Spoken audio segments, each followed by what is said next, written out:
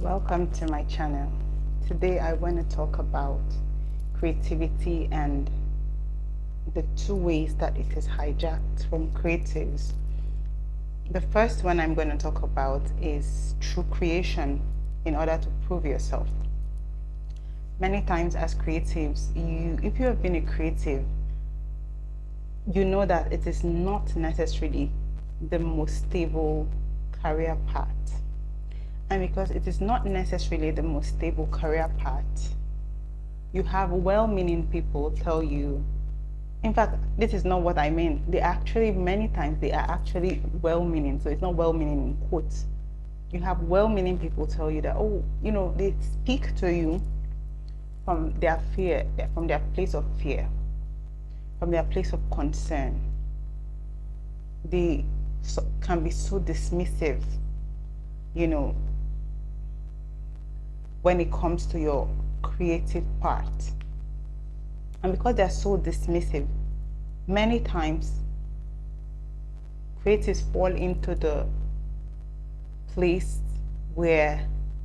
mindset where they try to create in order to prove these naysayers wrong. I know I have been there in the past, even up to recently. You create from a place of wanting to prove that this creativity, this energy that you feel so in tune with, this energy that nourishes you, this energy that gives you life and meaning, you start to doubt it. You start to create from a place of fear. You start to create from a place of trying to prove people wrong instead of grounding into what truly resonates with you, instead of creating from a place that nourishes you, instead of creating from a place that nurtures you. You start to create in order to prove people wrong. And it does not mean that the work you create from that mindset, the work you create from that place, it's not a good work. It does not mean that the work you create from there cannot be meaningful, but it can have a stall, trying to run after people, trying to say, see, oh, I'm doing so well, can you see what I'm doing, can you see what I'm doing? It is exhausting. And because our energies are not exactly limitless, as much as I love to believe in energy and the infinity, I think that's the right word, in the infinity of creativity, in the infinity of energy, in the infinity of love and life and everything, human life is limited. And so our energies are limited. We cannot exhaust it trying to please people and still think that we will have enough to do nurturing work, to do work that grounds us in meaning. We cannot think that we can do both. And I just recently got to that place where I realized that I cannot do both. I cannot try to prove to people that my work is meaningful and still do work that nurtures me, work that strengthens me. I cannot do both. And so I have chosen to pull back from searching for validation from people who might never see it.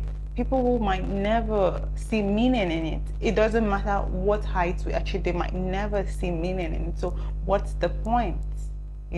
What's the point of running after this affirmation and validation from these kinds of people?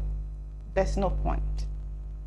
I've decided to pull back my energy into things that actually nurture me, into creating in ways that, nurtures me.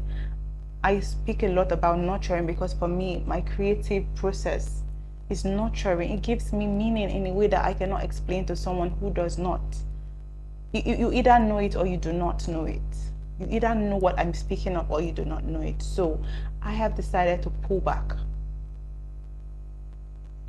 and create from a place that is sustainable, from a place that nurtures me. And so if you are a creative and you're running after approval,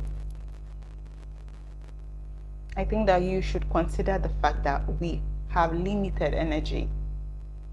We have limited energy, and we have to choose. At some point, we're going to have to choose what to do with that energy. Whether we're going to expend it, whether we're going to allow it to be hijacked in order to prove to people that what we are doing is worth it, or we're either going to have to call it back to ourselves and channel it into pursuits that are nurturing. So that's one of the ways that our energies can be hijacked, our creative energy, trying to prove to others that it is worth it. Yeah, that's one of the ways. The second way is the second way is restrictive. It's like you go into this freeze mode. And the first way, you kind of produce, you kind of are creative, but excessively so, in order to prove, right? But the second way that I'm going to talk about is you kind of you do not produce at all, because you're afraid of being perceived, of being judged, of being, of your craft being talked against. So you wait. It's basically perfectionism. You want to appeal to everyone. You wonder what everyone is going to say, and so you do not produce at all. You do not create at all. You do not allow yourself to be nourished by your craft, because what will people say?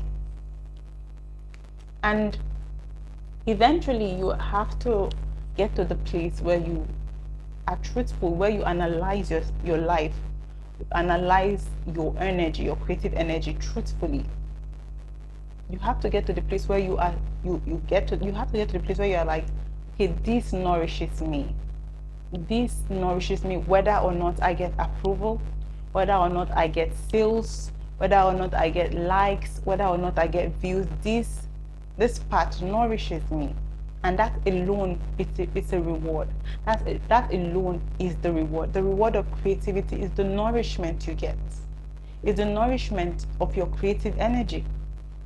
That is the reward. That is the primary reward. So if you are, thinking, about how people are going to react to you, and you are depriving yourself of creativity, you're going to have to come to the place where you realize that it's in vain. You are the primary benefactor of your creative energy. The creative is the primary benefactor of their creative energy. Every other person is secondary. So you need to get to the place where you realize that you are the primary benefactor.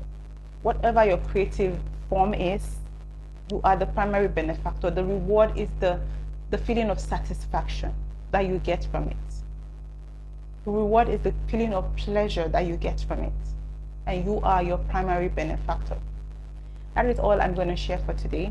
Thank you so much for listening to my videos. If you enjoyed this, please like and subscribe.